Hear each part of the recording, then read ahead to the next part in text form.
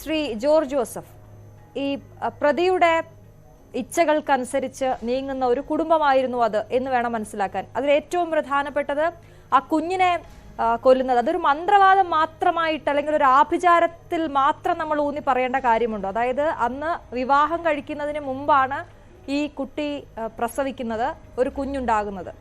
അത് പുറത്തറിയുമോ എന്ന നാണക്കേട്, ദുരഭിമാനം കൂടി ആ കൊലപാതകത്തിന് പിന്നിൽ ഉണ്ടാകില്ലേ? മറ്റൊന്ന്, രണ്ടാമത്തെ കൊലപാതകം, ഇയാളുടെ കൊലപാതകത്തിൽ, വിജയന്റെ കൊലപാതകത്തിൽ വിജയനുമായി തർക്കമുണ്ടാകുന്നു. അതൊരു അവർക്ക് എന്തെങ്കിലും നേട്ടമുണ്ടാകാൻ വേണ്ടി ചെയ്ത കൊലപാതകമല്ല, മറിച്ച് നിതീഷുമായി തർക്കമുണ്ടാകുന്നു.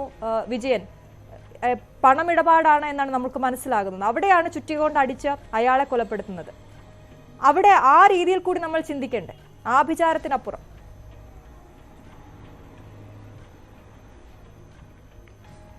ഇല്ല, ഇവര് മോഷണക്കാരാണല്ലോ രണ്ടുപേരും. ഇവിടെ ഇപ്പം ആ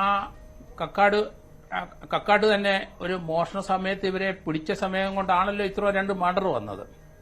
പക്ഷെ അവിടെ തന്നെ SN ജംഗ്ഷനില്, അത് കട്ടപ്പനയുടെ ഡിവൈഎസ്പിമാരും അവിടുത്തെ SP ശ്രദ്ധിക്കണം. ഈ SN ജംഗ്ഷൻ ഇതിന്റെ അടുത്ത് തന്നെ അവിടെ ഒരു മർഡർ ഉണ്ടായിട്ടുണ്ട്. അത് കഴുത്ത് ഞെരിച്ചാ കൊന്നത്.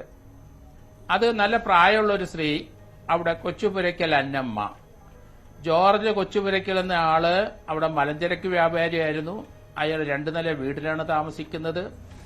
അയാളുടെ ഭാര്യ താഴത്തെ നിലയിലും അയാൾ മുകളിലത്തെ നിലയിലും. അയാൾ അല്പം മദ്യപിക്കുമായിരിക്കാം. പക്ഷേ ഇവരെ കഴുത്ത് ഞെരിച്ചു കൊന്നിട്ട് 6-7 പവൻ പോയിട്ടുണ്ട് അവിടെ. ഇവരുടെ തൊട്ടടുത്താണത്. അതാണ് ആദ്യത്തെ കൊലപാതകം എന്ന് എനിക്ക് തോന്നുന്നത്. അതുകൊണ്ടാണ് എനിക്ക് SP DOSPമാർ ഇത് ശ്രദ്ധിക്കണം. ആ കൊലപാതകം നടന്ന ശേഷം ആരോപണം മുഴുവൻ ഭർത്താവിന്റെ പേരിൽ. അയാൾ 2ാം നിലയിൽ കിടന്ന് ഉറങ്ങുമായിരുന്നു. അയാൾ സ്വല്പം മദ്യപിച്ച് കിടന്ന് ഉറങ്ങിപ്പോയിട്ടുണ്ടാവും. താഴത്തെ നിലയിൽ കിടന്ന ഭാര്യയാണ് കൊന്നത്. കഴുത്ത് ഞെരിച്ചു കൊന്ന് 6-7 പവനും കൊണ്ടുപോയിട്ടുണ്ട്. പക്ഷേ നാട്ടുകാരും മറ്റേ ഇത് അയാൾ അറിഞ്ഞില്ല എന്ന് പറയുമ്പം അത് യുക്തിക്ക് യോജിക്കാത്തതായതുകൊണ്ട് ക്രമേണ എല്ലാവരും, പോലീസ് ഉൾപ്പെടെ, അയാളെ പഴിചാരി അയാൾ 1.5 വർഷം മുമ്പ് ആത്മഹത്യ ചെയ്തു. അയാൾ നല്ല സാമ്പത്തികമുള്ള ആളാണ്. അപ്പം അതേപ്പറ്റി അവിടുത്തെ അത് എങ്ങും എത്തിയില്ല കേസ്. അത് ഇവര് ആകാനുള്ള പ്രോബിലിറ്റി വളരെ കൂടുതലാണ്. അപ്പൊ അത് തന്നെയല്ല, മർഡർ ചെയ്യുന്നതിന് ഒരു മടിയില്ല ഇവരൊക്കെ. വിജയനെ കൊന്നതിന്റെ അതിന്റെ മോഡസ് ഓപ്പറാണ്ടി നമ്മൾ കണ്ടല്ലോ എങ്ങനെയാണെന്ന്. അപ്പൊ അതുകൊണ്ട് അവരെ പേടിച്ചിട്ട് ഭാര്യയും വിജയന്റെ അല്ലെങ്കിൽ സുമയും മകളും പേടിച്ച് വിറച്ചാണ് നിൽക്കുന്നത്. ആ വീട്ടില് വെളിയിൽ ഇറങ്ങരുതെന്ന് പറഞ്ഞാൽ ഇറങ്ങൂല. അവിടെ നടക്കുന്ന ഒരു സംഭവങ്ങൾ അവിടുത്തെ പഞ്ചായത്ത് പ്രസിഡന്റ് സുരേഷും അല്ലെങ്കിൽ അവിടുത്തെ രമ, അവിടുത്തെ പഞ്ചായത്ത് മെമ്പർക്ക്, അവർക്കൊന്നും അത് ചുറ്റിപ്പറ്റി നടന്നെങ്കിലും ഇതിനകത്ത് എന്ത് നടക്കണമെന്ന് അവർക്ക് കിട്ടിയില്ല വിവരം. ആ സ്ത്രീകൾ അവിടെ ഉണ്ട്, പക്ഷെ ഇവരെ കണ്ടിട്ടില്ല. അവിടെ ക്രിയകൾ നടക്കുന്നുണ്ട്, വിഗ്രഹങ്ങളുണ്ട്, അതൊക്കെ ഇവർ മനസ്സിലാക്കിയിരിക്കുന്നു ഇപ്പം. പക്ഷെ നമുക്ക് ഇങ്ങനെയുള്ള ഈ ആഭിചാരക്രിയ ചെയ്യുന്നവരുടെ അവിടെ, നമുക്ക് എലന്തൂരിലെ സംഭവം നോക്കിക്കേ. എലന്തൂര് ആ 2 സ്ത്രീകളെ അവിടെ കൊണ്ടുവന്ന് കൊന്നിട്ട് അതിന്റെ ഇറച്ചി ഭക്ഷിച്ചെന്ന, മനുഷ്യ മാംസം ഭക്ഷിച്ചെന്നാ പറയുന്നത്. എന്നിട്ട് പോലും ചുറ്റുമുള്ളവർ അറിയുന്നില്ല. ഭഗവത് സിംഗ് എന്ന് പറഞ്ഞ ആൾ അവിടുത്തെ CPMന്റെ വർക്കറാണ്. അപ്പൊ അയാൾ പാരമ്പര്യ വൈദ്യനാണ്.